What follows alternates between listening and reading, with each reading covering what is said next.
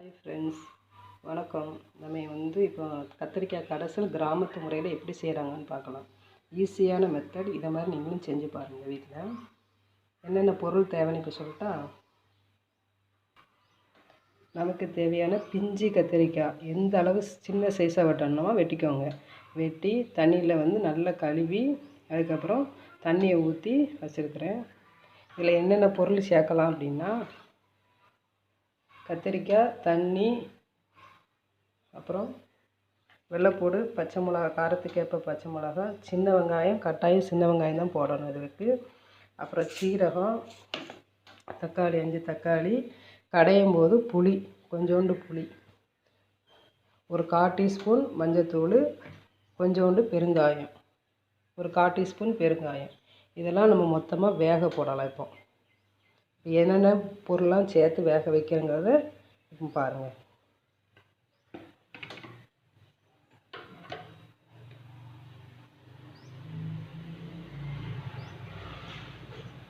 Stove on பண்ணிவிட்டு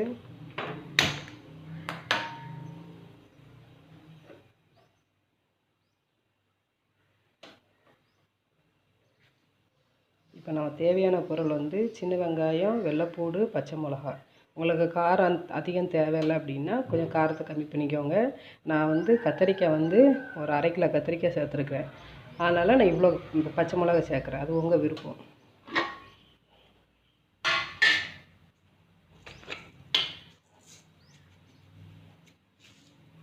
சீரகத்தை இப்படி கைட்டு நசுக்கிட்டு போடுங்க.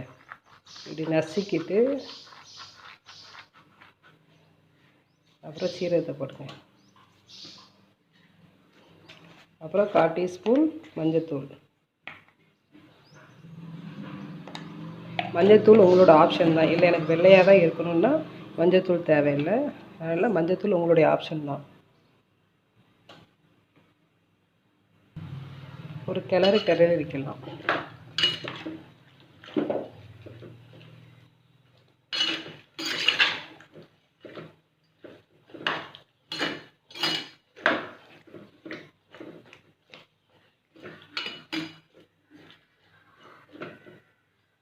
ஒரு கொதி வந்ததுக்கப்புறம் உப்பு போடலாம். கொஞ்சோண்டு காயப்பொடி,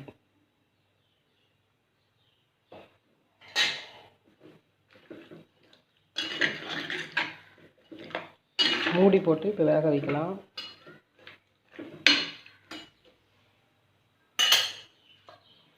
ஒரு 5 தக்காளி, அது இப்போ போடக்கூடாது.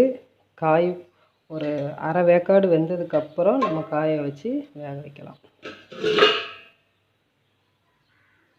ஒரு மூடி போட்டு வேக வைக்கலாம். அப்பப்போ திறந்து பார்த்துக்கிடணும். மூடியை தண்ணி இல்லாமல் ஆகிடக்கூடாது. அதனால் அப்பப்போ இப்படி மூடியை திறந்து பார்த்துக்கிடணும். இப்போ நம்ம மூடி வச்சு வேக வைப்போம். கிராமத்து முறையில் நல்ல ஈஸியான மெத்தட் இது. இது பிகினர்ஸ் கூட செய்யலாம், யாருனாலும் செய்யலாம். இது மசாலா பொடி எதுவுமே தேவை கிடையாது. அதனால் நீங்கள் யாருனாலும் செய்யலாம். ஏன் கத்திரிக்காயை மூடி வச்சு நம்ம வேக வைக்கிறோம், அதுக்கு நீங்கள் ஒரு கமெண்டில் போய் பதில் சொல்லுங்கள் எனக்கு.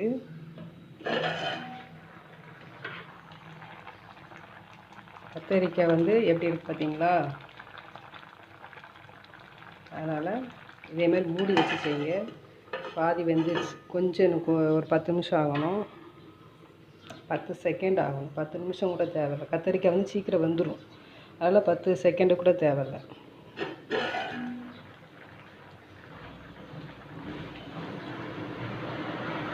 வெங்காயம், வெள்ளைப்பூடு, பச்சை மிளகாய் இதெல்லாம் என்ன செஞ்சிடும், வெந்துடும். இந்த ஸ்டேஜில் நம்ம நறுக்கி வச்ச தக்காளி கம்மியாக சேர்த்திங்கன்னா புளியை கொஞ்சம் கூட சேருங்க.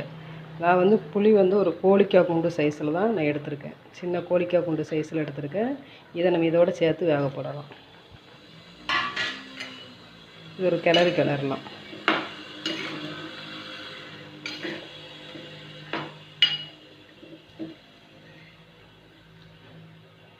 இப்போ நம்ம கொஞ்சம் உப்பு போட்டு, இந்த காய்கறிக்கு உப்பு போட்டு நம்ம வேக வைக்கலாம். உப்பு இதோடு சேர்த்து வேக வைக்கலாம். வெறும் கத்திரிக்காய் மட்டும்தான், நம்ம எதுவுமே சேர்க்கலை. பீன்ஸு, கேரட்டு எதுவுமே சேர்க்கலை. வெறும் கத்திரிக்காய் வச்சு நம்ம ஒரு கடைசல் போகலாம். நல்லா மண்சட்டியில் செஞ்சிங்கன்னா இதை விட டேஸ்ட்டாக இருக்கும்.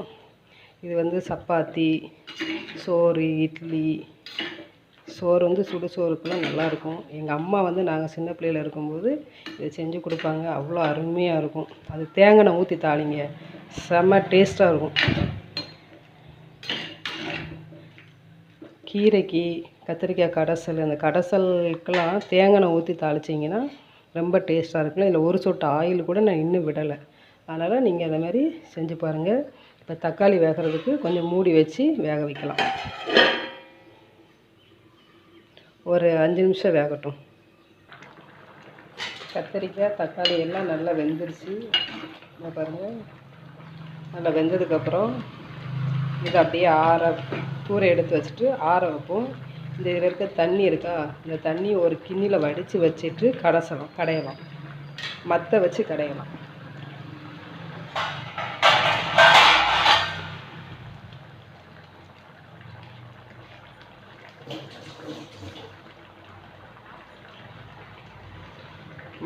மற்ற வச்சு கடையலாம்.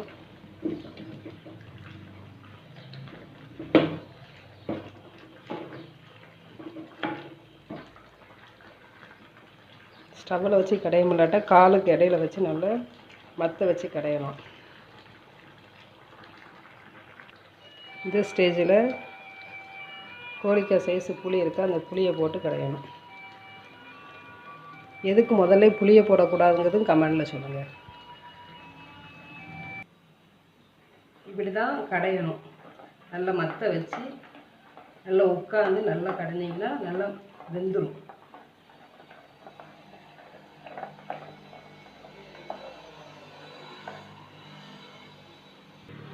நல்லா மற்ற வச்சு நல்லா கடைஞ்சாச்சு பாருங்கள்.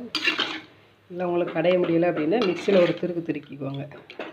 இது என் பையனுக்கு ரொம்ப பிடிக்கும். ஒரு இது கூட விட மாட்டான், நல்லா சாப்பிடுவாங்க கத்திரிக்காய் கடைசலை. இதெல்லாம் மறந்து போன ஒரு குழம்பலாம். இப்போ தாளிக்கலாமா?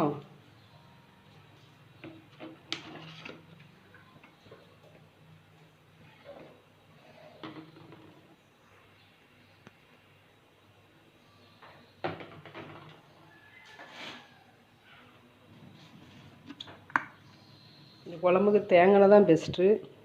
என்கிட்ட தேங்காய் இல்லை, அதனால் நீங்கள் தேங்காய் வச்சு தாளிச்சிக்கோங்க. இல்லாட்டா உங்கள்கிட்ட எந்த எண்ணெய் இருக்கோ அந்த எண்ணெயை வச்சு தாளிச்சிக்கலாம். ஒரு 2 ஸ்பூன் எண்ணெய் ஊற்றி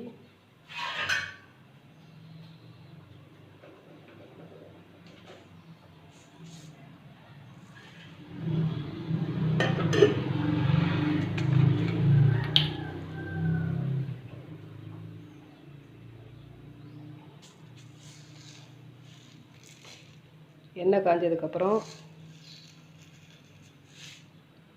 கடுகு, உளுந்தம்பருப்பு,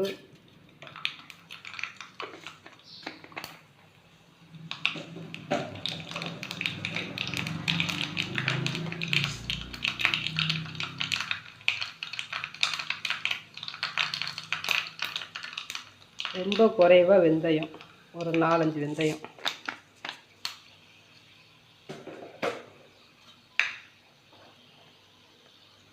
சின்ன வெங்காயம், வத்தல், கருவேப்பிலை,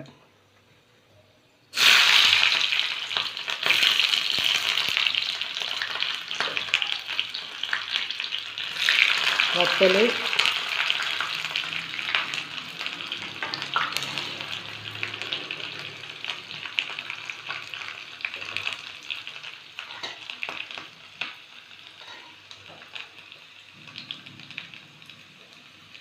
கருவேப்பிலை.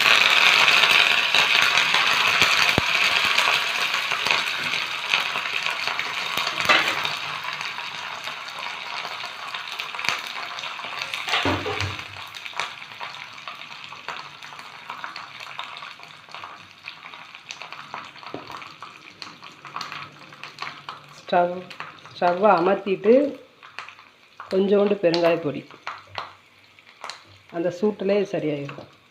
இப்போ இதை தாளித்து ஊற்றிடலாம்.